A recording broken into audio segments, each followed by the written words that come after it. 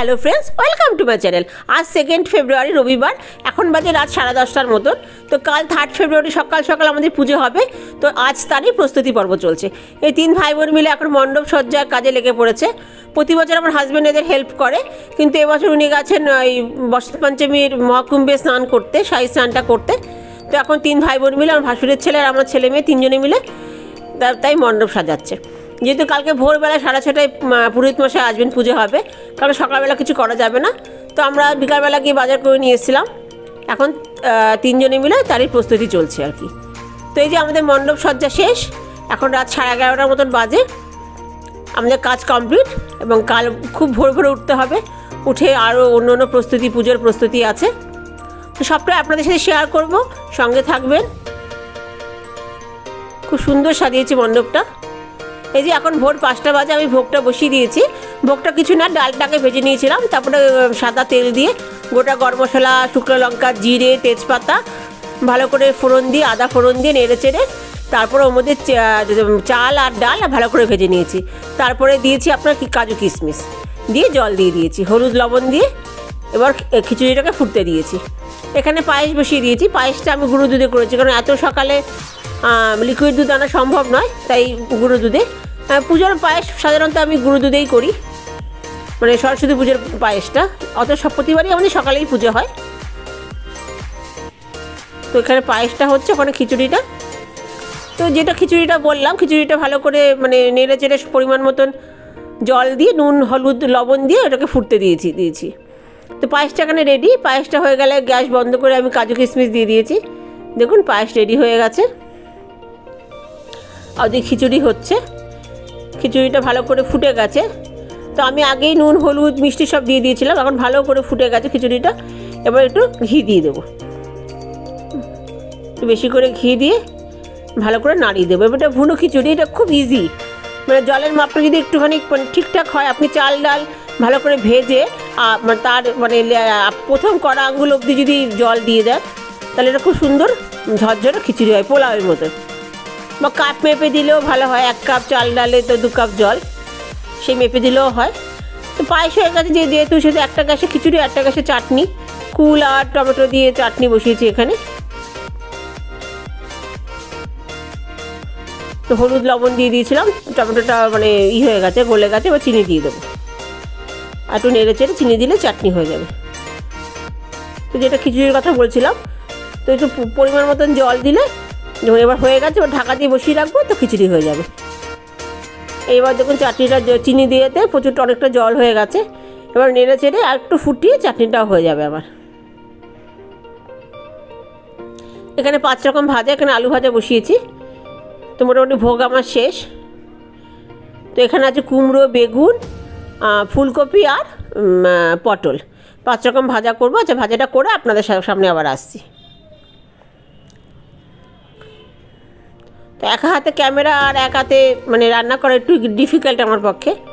তো এই যে ভাজা হয়ে গেছে 5 রকম আলু, পটল, কুমড়ো, বেগুন আর ফুলকপি। তো এবার চলুন ভোগটা সাজিয়ে নিই। এই যে আমার ভোগ সাজানো হয়ে গেছে। গাছের লেবু দিয়েছি। আমার বাগান তো আপনারা অনেকেই দেখেছেন, সেই বাগানের লেবু এটা। এখানে পায়েস বেড়ে নিয়েছি, একটা মা সরস্বতীর জন্য, একটা নারায়ণের পায়েস। তো ভোগ রেডি, মানে বাড়াও আমার হয়ে গেছে। এখানে চাটনিটা বেড়ে নিয়েছি। তো এদিকে আমার যা মানে ঠাকুরের কাজটা করছে, এই পুজোর জিনিসগুলো উনি গোছাচ্ছে বলে আমার খুব তাড়াতাড়ি হয়ে গেল। তো ভোর 4টায় উঠে স্নান টান করে ঘরটর ঝেড়ে টেড়ে স্নান করে আমি ভোগে লেগে গেছি। আর আমার যাও ভোরবেলা উঠে এদিকে ঠাকুরের কাজে লেগে গেছে। খুব তাড়াতাড়ি হয়ে যাচ্ছে আমাদের এই জন্য কাজটা। তো 6:30টার মধ্যে, তার আগে আমরা রেডি হয়ে যাব। এই যে ঠাকুরের মানে গোছানোটা কমপ্লিট আমাদের রোজকার পুজোও হয়ে গেছে। এগুলো সব আমার যাই করেছে। আর এই আমার মেয়ে চন্দন বাড়ছে। প্রতি বছর এটাও কাজ থাকে। আর 2জন ছেলে স্নান করে রেডি হতে ওদের অনেকটা টাইম লাগছে। অত সকালে ঘুম থেকে ওঠা ওদের একটা বড় কাজ।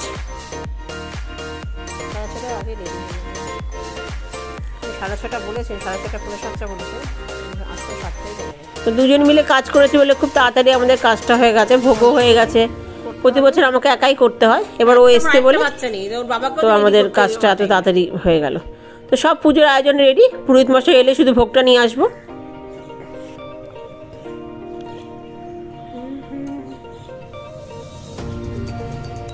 আমাদের সব রেডি।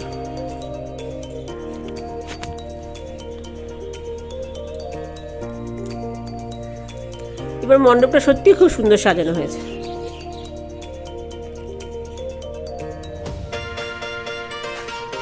এই প্রথম বছর বাবা নেই এই মানে সরস্বতী পুজোয় মহাকুম্ভে যাওয়ার জন্য, তো আপনাদের মহাকুম্ভের ভিডিওগুলো দেখাবো।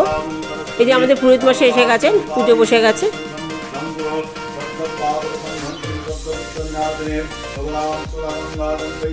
আমি ভোগও নিয়ে চলে এসেছি। যেটা বলছিলাম আপনাদের সাথে মহাকুম্ভের কিছু কিছু ভিডিও আমি অবশ্যই শেয়ার করব।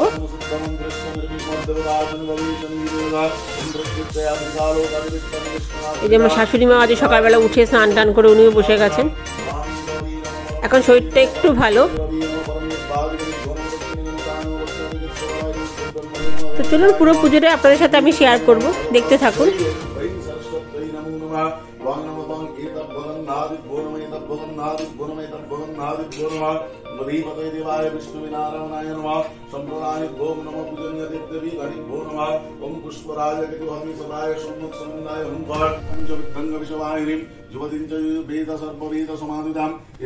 এরপরে অঞ্জলি হবে। অঞ্জলির হাতে শেয়ার করতে পারবো না, কারণ আমিও অঞ্জলি দেব।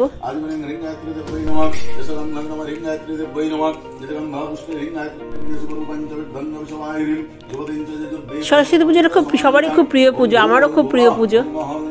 ছোটোর থেকে এইভাবে পুজো দেখে এসছি, অঞ্জলি দিয়ে এসছি।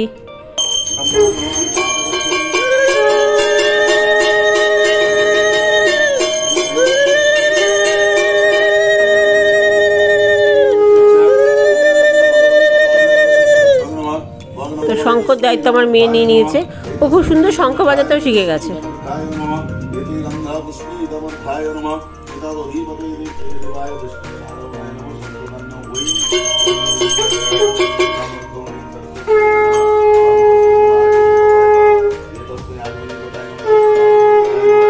যেটা বলছিলাম মানে আমার হাজব্যান্ড এই প্রথমবার পুজোতে নেই, ও খুব পুজোটা মিস করছে, বারবার দেখতে চাইছে যে মণ্ডপটা কিরকম সাজানো হলো, কি কখন পুজো হচ্ছে, বারবার ওখান থেকে মানে দেখতে চাইছে। তো কুম্ভমেলায় প্রচুর ভিড় বলে আমিও বারবার ফোন করছি না, কারণ কী পরিস্থিতি থাকবে। তো ওদের স্নান টান হয়ে গেছে এলাহাবাদে, ওরাও আজকে ফিরছে। আপনাদের সাথেও কুম্ভমেলার কিছু ক্লিপিং অবশ্যই শেয়ার করব। এই যে আমাদের আরতি হচ্ছে, এখন পুজো শেষ প্রায়।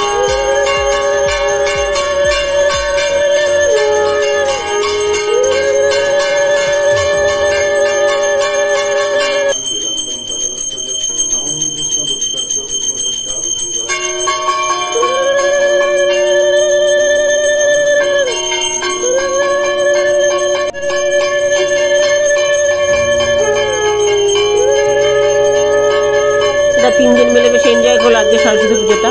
ওদেরই হাতের তৈরি মণ্ডপ, আর নিজে হাতে তৈরি করে মানে মণ্ডপ তৈরি করলে বাচ্চাদের একটু আনন্দও হয়। এটা ওদেরই পুজো।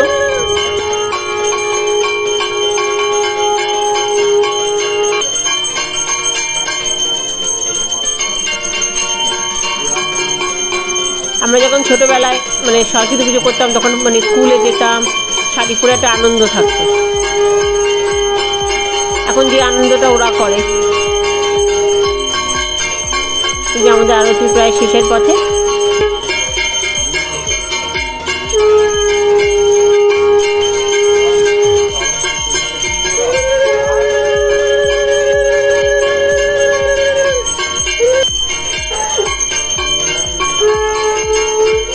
সকাল সকাল আমাদের এখন 8টা সাড়ে 8টার মতন বাজে, তার মধ্যেই আমাদের পুজো শেষ হয়ে যাবে।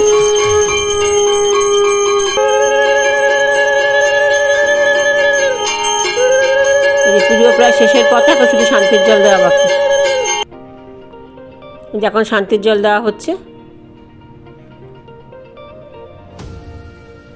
আমাদের সরস্বতী পুজো শেষ।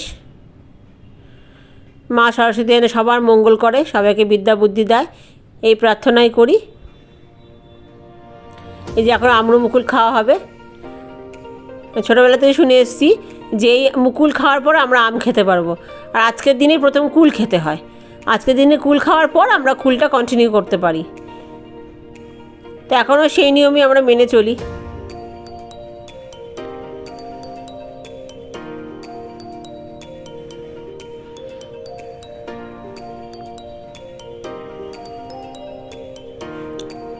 তো তিনজনকে দাঁড় করিয়ে একটা বসিয়ে একটা ছবি তোলা হচ্ছে, দাঁড়ানো তো আর গেল না।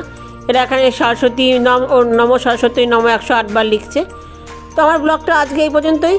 অন্য দিন অন্য কোনো ব্লগ আপনার সাথে আবার দেখা হবে। তো কেমন এই লাগলো এই ব্লগটা অবশ্যই জানাবেন।